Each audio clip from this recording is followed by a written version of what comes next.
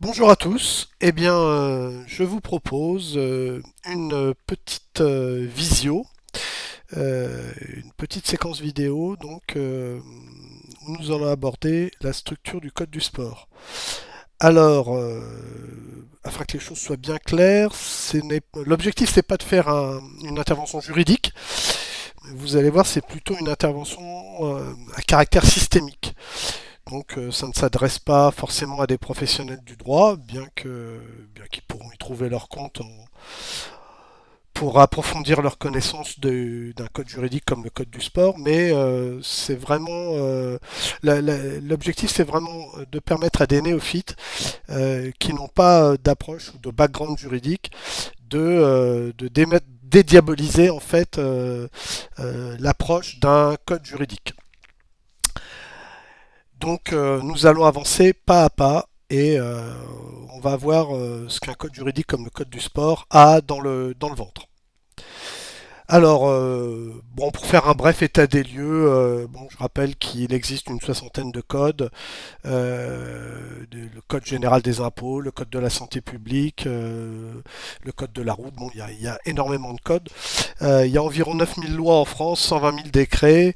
Donc ça s'explique puisque souvent les décrets sont là pour permettre à la loi d'être appliquée. Donc une grosse densité législative et réglementaire. Donc le processus de codification, en fait, ça consiste à réunir dans un même ouvrage l'ensemble des articles des différentes lois ou des différents décrets et arrêtés, s'agissant du code du sport, qui concernent un sujet en particulier. Donc là, en l'occurrence, le code du sport, c'est l'organisation du sport en France. C'est dans cet ouvrage que seront compilés les textes de loi et les textes de décrets et d'arrêtés. Donc là, on va passer très rapidement sur la hiérarchie des normes juridiques, juste pour comprendre que cette hiérarchie impose que quand on veut modifier un texte, il faut que ce soit un texte de niveau égal qui le modifie. Pour modifier une loi, seule une loi peut modifier une loi. Euh, un décret, par exemple, ne peut pas modifier une loi. Et en fait, l'illustration aussi de cette hiérarchie, c'est que le droit international a une certaine prévalence sur les droits nationaux, notamment les droits communautaires, ce qui explique qu'on est obligé d'adapter dans nos droits respectifs certaines dispositions, notamment de l'Union européenne. Ça je passe très rapidement. Ça c'est juste l'illustration qu'effectivement beaucoup de lois nécessitent que soient votés, que soient promulgués donc des décrets d'application pour qu'elles soient efficaces. Juste un bref rappel, donc on évolue sous la Constitution de 1958. Les traités internationaux, il y en a beaucoup, énormément. Ceux qui vont être les plus contraignants en matière de sport sont issus notamment des textes européens, des directives notamment. Après les lois, on a la loi du 1er juillet 1901 qui est le statut de la presque totalité des associations et surtout des fédérations sportives agréées et délégataires. Et ensuite, on a la loi de 84 qui est la loi cadre principale. Euh, voilà. Alors, l'idée du code du sport date de 2004, donc il regroupe plusieurs textes, euh, notamment la loi de 1984 qui a vraiment été la loi cadre, et d'autres dispositions. Euh, la partie législative a été élaborée en 2006 et la partie réglementaire, décret et arrêté en 2007. La structure d'un code juridique comporte plusieurs niveaux hiérarchiques, plusieurs entités.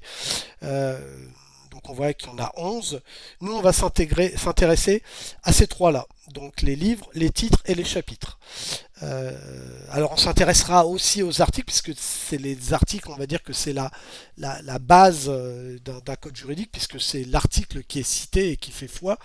Mais on va voir comment les articles justement sont contenus dans cet assemblage qui est constitué par les livres, les titres et les chapitres.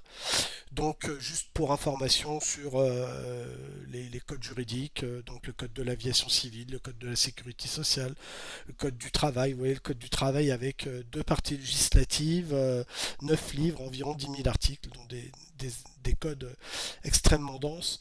Le code du sport, on va voir, lui, a une dimension beaucoup plus humaine. Alors voilà, justement, le code du sport.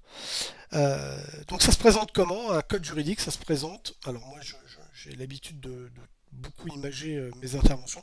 Ça se présente comme un assortiment de poupées russes, de petites matrioshkas qui sont imbriquées les unes dans les autres.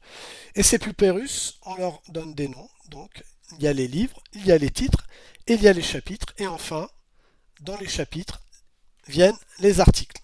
Donc en fait, le code juridique, ça se présente comme ça. C'est un ensemble de poupées russes et qui obéissent à un agencement très particulier. Et c'est cet agencement qu'on va étudier. Donc c'est une structure qui est caractéristique des codes modernes, hein, puisque tous les codes, maintenant, les codes dits modernes, obéissent à cette structure. Donc la caractéristique des codes modernes, c'est qu'ils contiennent une partie législative qui regroupe les articles des différentes lois et une partie dite réglementaire qui regroupe les articles des différents décrets. Alors, des différents décrets et arrêtés, puisque le Code du sport compile aussi les différents arrêtés qui ont été publiés. Donc la partie législative, elle est constituée effectivement donc des matrioshkas, livres, titres, chapitres et articles. Et il en est de même pour la partie réglementaire, qui est constituée de livres, de titres, de chapitres et d'articles. Alors, comme je m'y étais engagé, on va faire très peu de juridique. On a terminé avec le juridique. Et on va faire maintenant on va étudier un peu le système et la structure d'organisation du code du sport. Alors, le code, il est constitué de 4 livres. Le code du sport est constitué de 4 livres. Le livre 1, le livre 2, le livre 3 et le livre 4. Voilà. Donc on a vu qu'il y avait une autre subdivision qui s'appelait les titres. Et chaque livre est lui-même fractionné en plusieurs titres. Donc le livre 1, il est constitué de 4 titres. Le livre 2 est aussi constitué de 4 titres. Pardon. Le livre 3, il est constitué de 3 titres. Et enfin le livre 4, il est constitué de 2 titres. Donc on récapitule. Le livre 1, 4 titres. Le livre 2, 4 titres. Le livre 3, 3 titres. Et le livre 4, 2 titres. Donc pour illustrer ça, je vous propose de le déployer. Livre 1, 4. Livre 2, 4 titres. Livre 3, 3 titres. Et livre 4, 2 titres. Alors, dans une précédente intervention auprès de sportifs, notamment c'était des handballeurs, qui avaient tout de suite modélisé cette structure en disant bah, c'est une structure en 4-4-3-2. Et ben c'est quelque chose qu'on va beaucoup reprendre. Donc voilà, on peut imaginer que c'est une sorte de schéma de jeu, de schéma tactique en 4-4-3-2. Et donc on a 4 livres et 13 titres.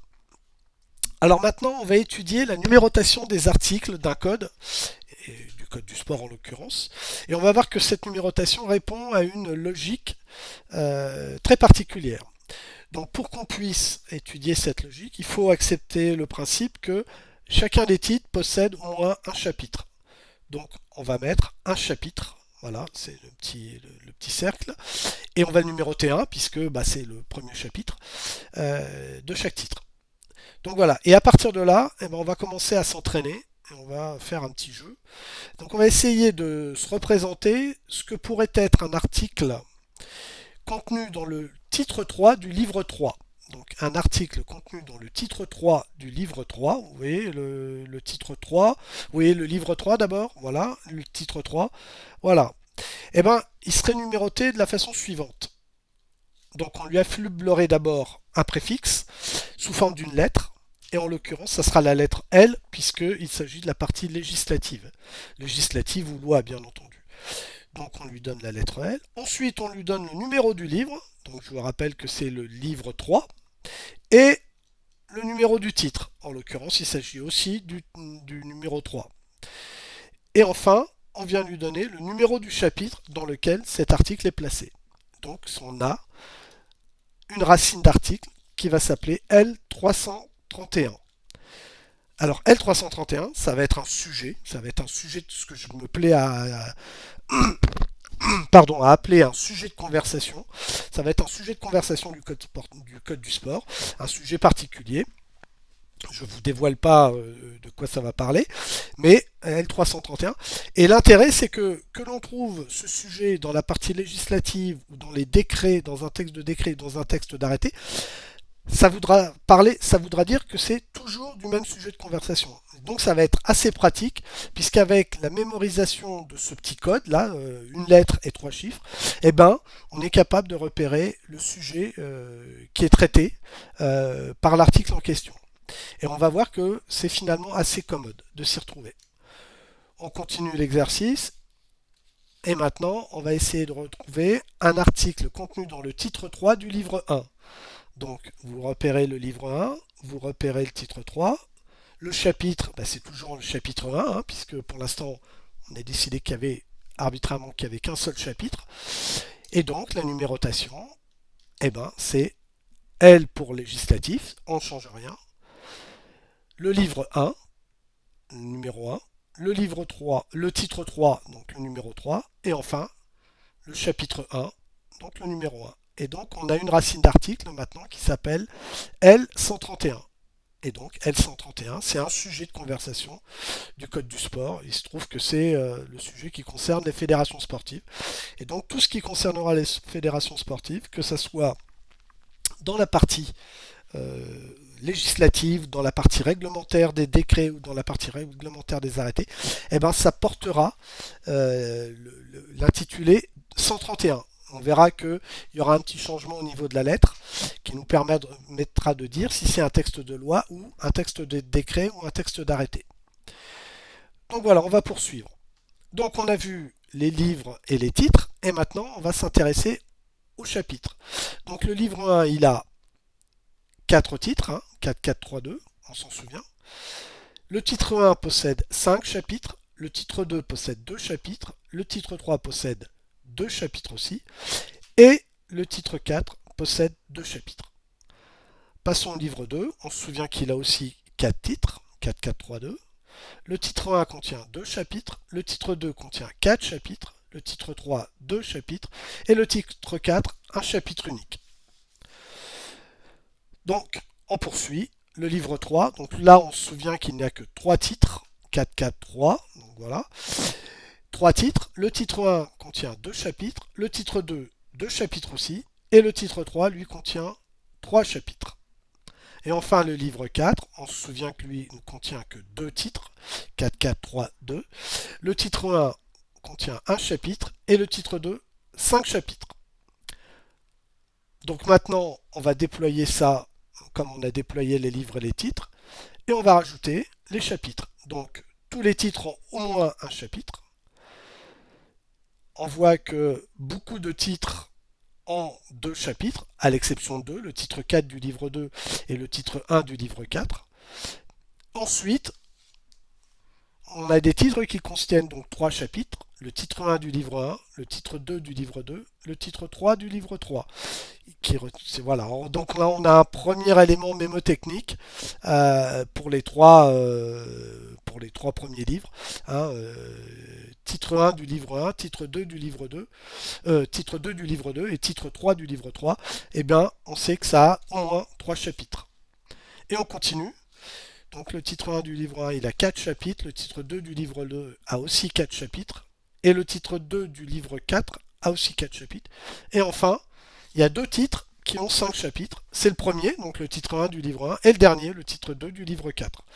Voilà, donc vous voyez, on possède déjà quelques éléments un peu mémotechniques qui vont nous permettre très rapidement de maîtriser la structure et de pouvoir répartir correctement les chapitres dans les titres. Donc voilà, les moyens mémotechniques, je ne reviens pas dessus. Donc maintenant, on va essayer de retrouver et de s'attacher à mémoriser les noms des titres. Et on va voir que c'est très important parce que si on mémorise bien les noms des titres, eh bien les noms des chapitres sont assez intuitifs et découlent des noms des titres. Alors, le titre 1 s'intitule Personne publique. Le titre 2 s'intitule Association et société. Le titre 3 s'intitule Fédération et Ligue professionnelle. Le titre 4 s'intitule Organisme de représentation et de conciliation. Le titre 2, le livre 2, donc le titre 1 s'intitule Formation et enseignement. Le titre 2 s'intitule Les sportifs. Le titre 3 s'intitule Santé et lutte contre le dopage. Et le titre 4 s'intitule Lutte contre le dopage animal. Le livre 3, enfin, 3 titres, 4, 4, 3. Titre 1, lieu de pratique. Titre 2, obligations liées à la pratique des activités physiques et sportives. Et titre 3, manifestations sportives. Et enfin, le livre 4, qui ne contient que 2 titres, 4, 4, 3, 2. Le titre 1 s'intitule Financement et le titre 2 s'intitule Dispositions pour l'outre-mer. Donc voilà, on redéploie notre structure. Alors livre, titre, chapitre. Et livre, titre, chapitre avec les noms des titres qui sont déployés. Donc là, on commence à avoir la représentation, une visualisation donc de la structure du code du sport. Eh ben, il ne nous manque plus que à nommer les chapitres. Alors, je vous disais que quand on possède les noms des titres, la mémorisation des chapitres est assez intuitive. Donc vous allez voir. Donc c'est vrai que le titre 1, personne publique. Alors au premier chapitre d'entre elles, les personnes publiques, on a bien entendu l'État. Depuis le mois d'août 2019, on a une nouvelle entité qui vient d'être créée, qui est une structure publique, hein, c'est un groupement d'intérêt public qui s'appelle l'Agence nationale du sport. Donc c'est le chapitre 2. On se souvient qu'à ce niveau-là, il y a 5 chapitres. Le troisième chapitre, bah, c'est les collectivités territoriales, hein, qui sont une émanation qui sont elles aussi une émanation de personnes publiques. Et on a le chapitre 4 qui sont les CREPS, hein, et le chapitre 5 qui sont les autres CREPS. Il y avait eu trois autres CREPS qui avaient déjà été cédés aux régions avant la loi NOTRe. On se souvient que la loi NOTRe, elle a transféré la propriété des CREPS du ministère des Sports, anciennement, aux régions. Donc on a la même relation État-région que pour les lycées. Donc l'État possède, on va dire, les programmes et les personnels techniques et pédagogiques. Et la collectivité, donc la région, elle possède les infrastructures et le personnel d'entretien de ces établissements. Et donc on a la même relation. Donc voilà, on a 5 chapitres des personnes publiques. Titre 2 maintenant. Alors c'est là où je vous disais que si on connaît les titres, on connaîtra intuitivement les chapitres, puisque on se rappelle que le titre 2, si vous vous souvenez, il est constitué de 2 chapitres. Donc le chapitre 1 s'intitule Association sportive, et le chapitre 2 s'intitule Société sportive. Voilà. Le titre 3, on a un peu la même représentation, Fédération et Ligue professionnelle. On sait qu'il y a 2 chapitres. Chapitre 1, Fédération sportive, et chapitre 2, les ligues professionnelles. Vous vous souvenez le L131 tout à l'heure quand on a fait la première simulation d'article. Voilà, L131, ça concerne les fédérations sportives. Titre 4, organisme de représentation et de conciliation. Il y a 2 chapitres. Donc c'est les comités olympiques, le CNESF, Comité national olympique et sportif français, et le CPSF, Comité paralympique et sportif français, et une nouvelle entité aussi qui date de cette année, enfin ou de l'année dernière, on est en fin décembre, autre organisme de représentation et de conciliation, et ça concerne dans la partie législative la conférence permanente du sport féminin. Voilà, nouvelle entité. Donc voilà les 4 titres du livre 1. Le livre 2 maintenant, formation et enseignement. Comme je vous disais, il y a 2 chapitres. Les noms des chapitres sont compris dans les titres. Chapitre 1, formation aux professions du sport. Chapitre 2, enseignement contre rémunération des activités physiques et sportives. Titre 2, les sportifs. Alors là, c'est un peu piégeux puisque il y a 4 chapitres concernant les sportifs. Donc, chapitre 1, le sport de haut niveau. Chapitre 2, le sport professionnel. Chapitre 3, autres dispositions applicables aux sportifs. Mais en fait, ça va concerner les arbitres, exclusivement les arbitres. Et un nouveau chapitre qui concerne les supporters. Et oui, puisqu'on a décidé de donner un statut aux supporters pour entamer un dialogue social cohérent pour éviter les dérives. Donc ça concerne principalement les sports collectifs professionnels et quasi exclusivement le football. Donc voilà les 4 chapitres du titre 2. Titre 3, santé des sportifs et lutte contre le dopage. Donc là, 2 chapitres. Chapitre 1, santé, suivi médical des sportifs. Et chapitre 2, lutte contre le dopage. 232. Voilà. Et titre 4 du livre 2, donc on se souvient que là c'est un chapitre unique qui concerne la lutte contre le dopage animal. Alors c'est un petit peu particulier parce qu'on aurait pu penser que on ait rajouté un chapitre dans le titre précédent, lutte contre le dopage et lutte contre le dopage animal, ce qui aurait fait un 233. Mais pour des raisons sur lesquelles je ne pouvais pas m'étendre, on a créé un chapitre particulier, donc un titre particulier qui s'intitule donc lutte contre le dopage animal avec un chapitre unique, donc lutte contre le dopage animal. Livre 3 du titre 1, donc lieu de pratique sportive. Donc là encore, on sait qu'il y a 2 chapitres. Alors, lieu de pratique sportive, eh ben, on a chapitre 1, sport de nature, et chapitre 2, équipement sportif. Titre 2, obligations liées aux activités sportives. Donc, bon, c'est assez facile à trouver. Il y a 2 chapitres. Le premier chapitre, c'est obligation d'assurance, hein, puisqu'on est obligé de détenir, quand on prend une licence, une garantie en responsabilité civile, une assurance en responsabilité civile pour couvrir les dommages que va causer à autrui.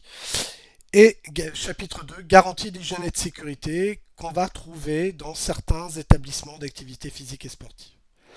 Enfin, titre 3, donc là on se souvient qu'il y a 3 chapitres qui concernent les manifestations sportives. Donc chapitre 1, organisation des manifestations sportives. Chapitre 2, sécurité des manifestations sportives.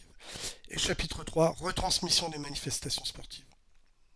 Et enfin, livre 4, titre 2, financement. Chapitre unique, financement affecté à l'Agence nationale du sport.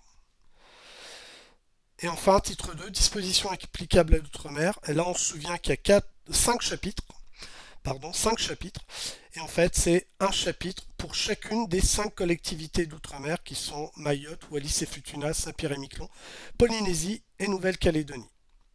Donc voilà, là maintenant, on a le redéploiement complet de tout le code du sport avec tous les chapitres. Donc ils sont numérotés. Alors vous voyez, je les ai numérotés en abrégé parce que j'avais pas beaucoup de place. Vous voyez les sportifs par exemple, c'est HN au niveau pro, sportif professionnel, arbitre et supporter. Manifestation c'est organisation, sécu sécurité, TV retransmission télé, TV. Donc voilà, et on a tous les chapitres qui nous permettent maintenant de recenser tous les sujets de conversation du code du sport dans la partie législative. Donc une fois que l'article est repéré par les 3 premiers chiffres, donc par le numéro du livre, le numéro du titre, le numéro du chapitre, on a bien sûr la lettre L, donc si c'est la partie législative qui va nous indiquer que c'est un article de loi. Ensuite, il y a un tiret qui vient s'interposer avant le dernier chiffre. Et après, il y a une numérotation qui suit un ordre chronologique. Donc le premier article, c'est tiret 1, tiret 2, tiret 3, sachant qu'il peut exister des subnumérotations, tiret 1, tiret 2. Donc au fur et à mesure, l'idée étant que on puisse repérer aisément donc, un article. Alors l'idée c'est pas de connaître tous les articles, hein. Moi c'est pas dans mes possibilités, mais c'est au moins de repérer à la lecture donc de la lettre et des 3 premiers numéros, des 3 premiers chiffres, et ben si c'est un article de loi et de quel sujet de conversation on parle. Alors, la partie réglementaire maintenant, eh ben, le principe d'ordonnancement et de repérage est exactement le même, hein, ce qui fait que, par exemple, la numérotation 131, qui est caractéristique donc des fédérations sportives, si c'est la lettre L, on sait que c'est un article de loi. Par contre, si c'est un article de décret, eh ben, on lui affectera soit la lettre R, soit la lettre D, alors R ou D, R pour les décrets pris en Conseil d'État et D pour les décrets simples. Ou alors la lettre A si c'est un article d'arrêté. Et par contre, le sujet de conversation étant toujours les fédérations sportives, ça restera un 131. Donc un 131, quelle que soit la place où il se trouve dans le code du sport, c'est un article concernant les fédérations sportives.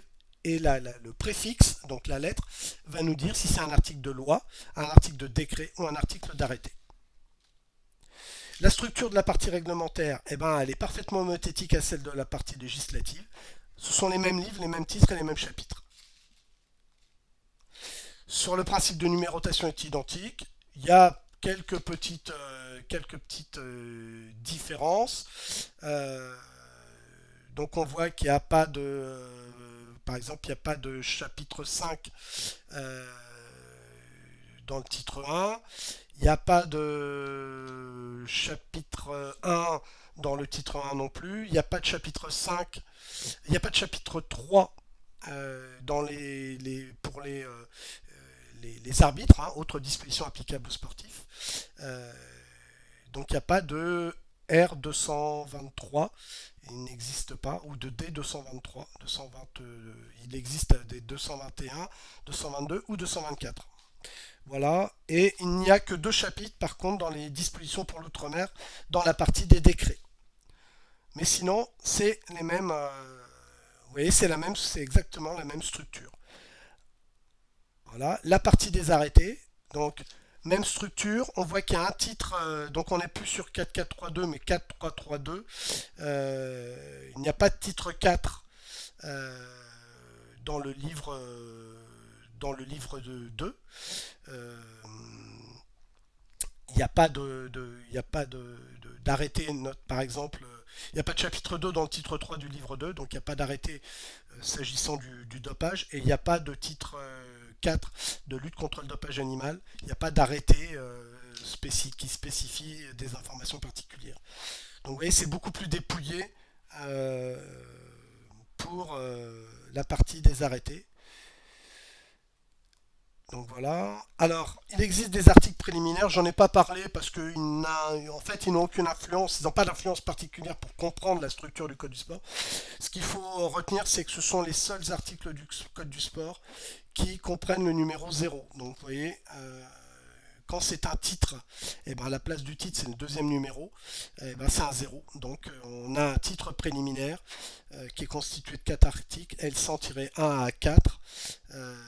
Donc qui se trouve juste au tout début du code du sport. Donc c'est un titre préliminaire.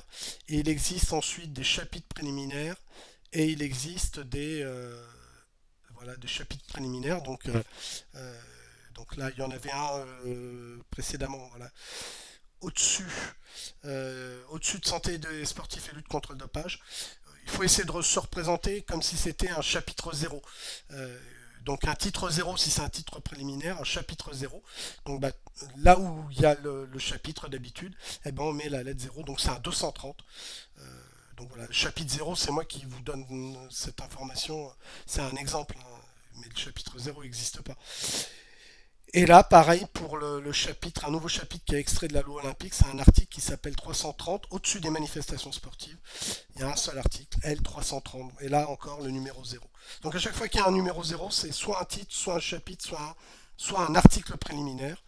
Donc il y a effectivement 2 articles préliminaires, un 112-0 dans les articles d'arrêté, et un 142-0, un article d'arrêté aussi. Dans le code du sport.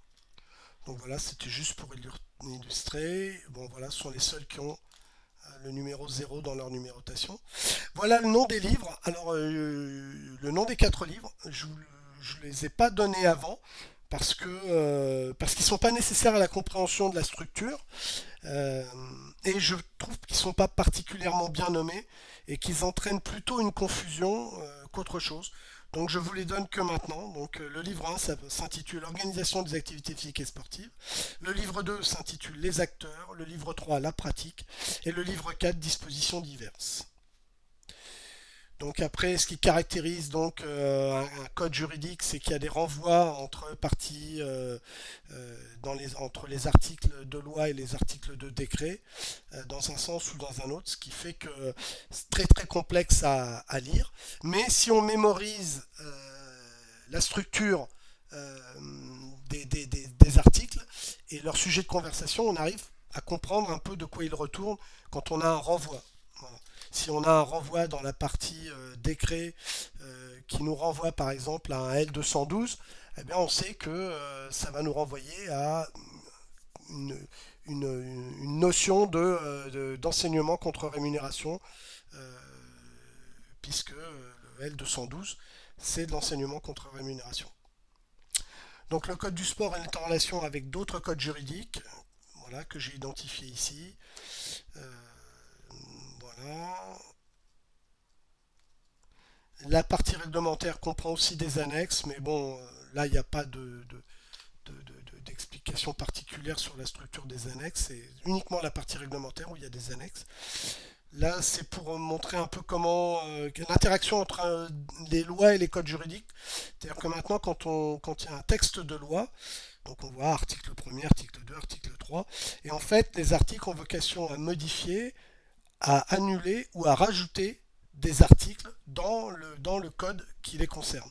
Donc là, c'était une loi, la loi Douillet sur l'éthique et sport. Donc elle venait irriguer, hein, moi j'aime bien cette notion, cette représentation, elle venait irriguer certains éléments du code du sport, mais pas que du code du sport, vous voyez aussi, elle irriguait le code pénal ou le code de l'éducation. Voilà.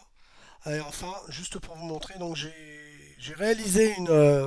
élaboré une petite application pour smartphone et tablette pour mieux comprendre donc le code du sport. Donc ça, je vous passe, ça c'est la en live, c'est le sommaire hein, du code du sport. Vous voyez, on en est à 4, 5 scrollings, 6. Et donc moi j'ai pris le problème dans un autre sens, c'est-à-dire que j'ai attaqué l'application par des... Il y a 4 slides, là je vous en présente que 3 à l'écran, il manque le livre 4 en fait, et bah, vous comprenez tout de suite que j'ai attaqué par les, euh, les sujets de conversation du code du sport, vous voyez, formation au métier du sport, enseignement contre rémunération, sportif de haut niveau, sportif professionnel, ainsi de suite. Donc tous les chapitres, en fait, j'attaque par les chapitres.